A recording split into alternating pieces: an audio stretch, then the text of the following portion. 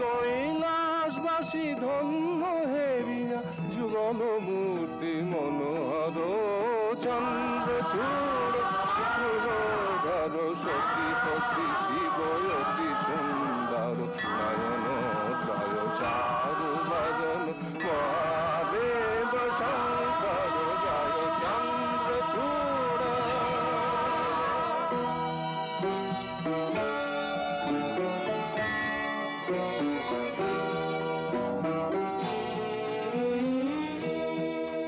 নাশো অশিবে শুভ দেহ রানী সন্তান